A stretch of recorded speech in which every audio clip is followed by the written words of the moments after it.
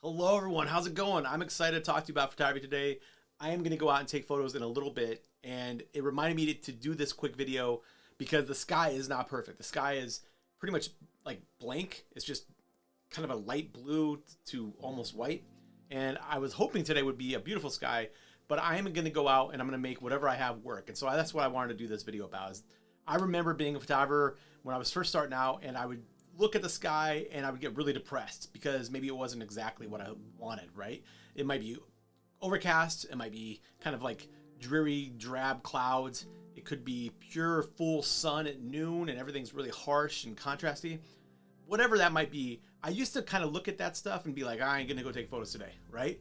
And I've changed my mindset quite a bit over the years. And now I go out pretty much no matter what the weather is, unless it's some kind of tornado weather or something like that. And I think that I'm able to use my experience as a photographer to get out there and get great images no matter what, at least images that I like. And that's what really matters. So today's video is all about giving you an invitation to go out and try to think about seeing the world a little bit differently in order to get great images, even if the conditions aren't what you wanted. So one of the things that we could do is we can really embrace the moodiness. This is an example of a photo I took just last week during another YouTube video where the sky was overcast. It wasn't really great weather. This is the type of photograph that would probably be awesome with really big billowy clouds. It was on top of a hill, so you could see really, really far away. And instead I had overcast skies. So I underexposed it and I focused on the moodiness, right? Because it is a little bit moody. This other example is just on the side of a road. Like literally I'm standing right next to the just road, this paved road, and there's people, cars going everywhere. And I'm out there with my camera because I see these swaying grasses in the wind.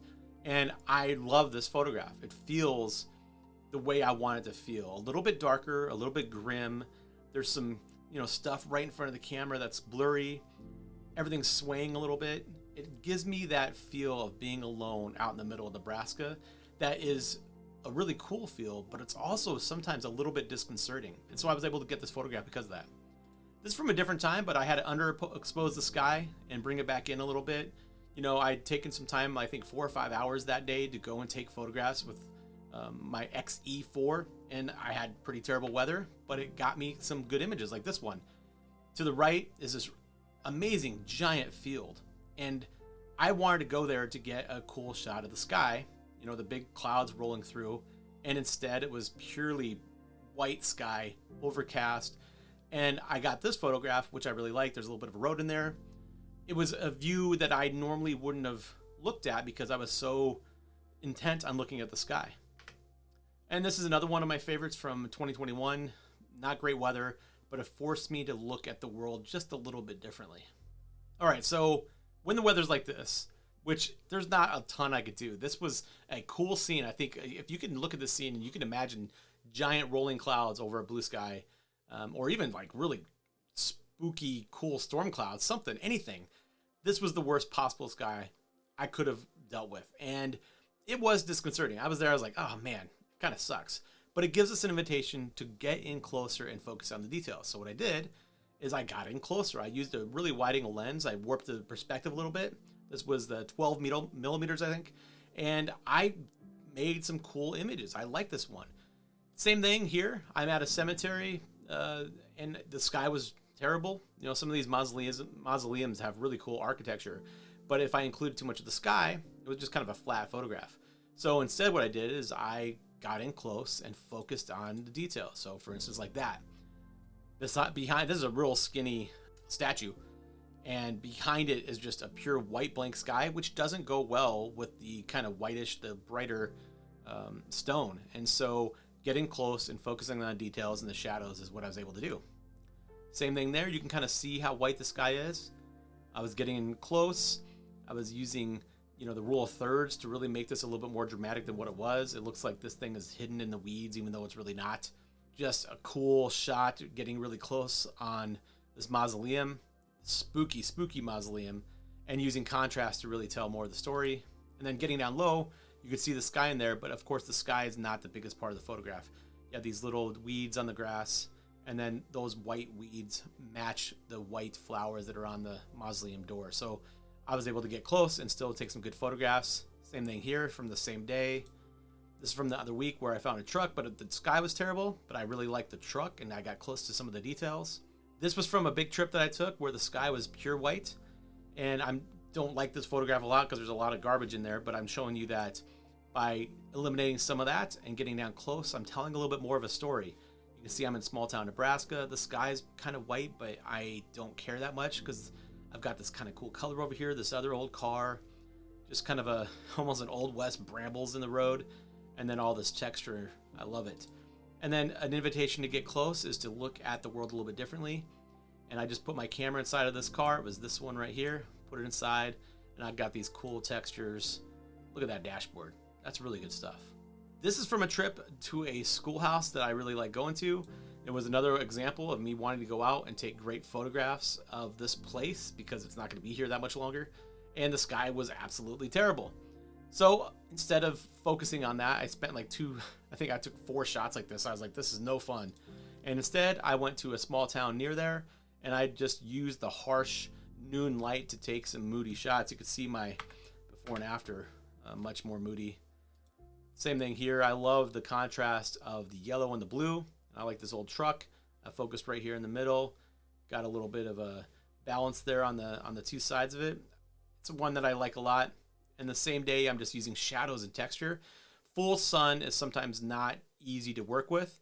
You can see how harsh the light is, but it still brings out detail and color that otherwise wouldn't be there. So even though I didn't like the light in the weather for that shot, these shots look pretty good because of the contrast. This is a photo where I'm pre-visualizing. I'm out in the middle of Nebraska. I have this cool house. There was no like driveway, which was kind of crazy. I couldn't even get to it. But the sky was not great, as you can see. The light was a little bit lower, and I had to work just to get this one. But I knew that I was going to put in a new sky later on, and so that's the one I got. I think that's pretty cool. This is not something that I'm going to print really big or anything like that.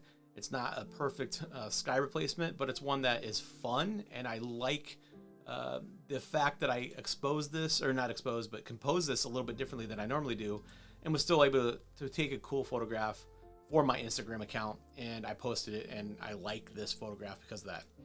You remember this photo from before, and what I did was I really got dramatic. I knew I had this idea of making my photos look like they're almost like nighttime, and then making pockets of light in them.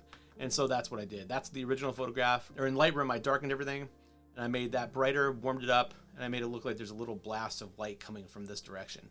And I really like this. It pushed my editing style, and I've never really done this before, and I wanted to do it more now because of that. I learned a lot. Same thing here, cool old building, but terrible light, terrible sky, and I have this photograph that I like quite a bit, totally edited in a way that makes it look at night.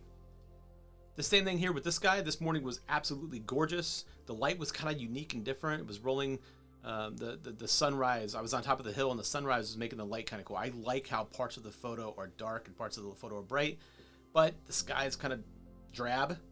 And so I just did a sky replacement, and I edited this photo quite a bit, as you can see. Went from there to there.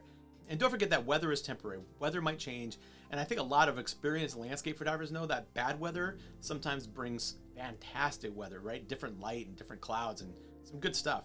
An example of this is the South Dakota trip that I will never forget. I was really looking forward to it. It was going to be by myself. I was going to take my cameras and go for 2 days. I took 2 days off work.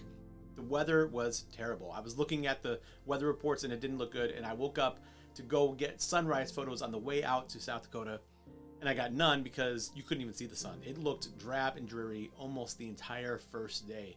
And I remember being way out in western Nebraska, and I had this road. I could go up to South Dakota, or I could go back home. And I was really leaning on going back home, but I was like, man, I got nothing to do tomorrow. What am I gonna just sit around and play video games all day? So instead of coming home, I went forward, and by the end of that road, it started to get kind of foggy, and it was kind of cool. I was taking some neat photographs, and then the next morning was unbelievable. It was beautiful, gorgeous, from morning all the way till night, and I got some of the best photographs that I've ever taken. That was really one of the times when the seeds for my current self were planted, because I am a much different photographer. I would have came home from that trip completely devastated and crushed because the weather was bad. I let something else dictate for me, how I felt as a photographer. And I learned a lot from that. But just because the weather's good or bad doesn't mean that you can't have fun and take really good stuff. I started this video with an invitation for you to go out and take photographs, and I'm going to end with the same kind of concept. Go out and take photographs even when the weather's not great, or even when, like, challenge yourself. Go out when the weather's bad on purpose and say, I'm going to go and I'm going to see the world a little bit differently. I'm going to push myself maybe in editing. I'm going to get closer. I'm going to focus on details, contrast. Do something different. And every time you do that, just like it is for me, every single time I go out and take photos, you're going to learn and you're going to become a better photographer.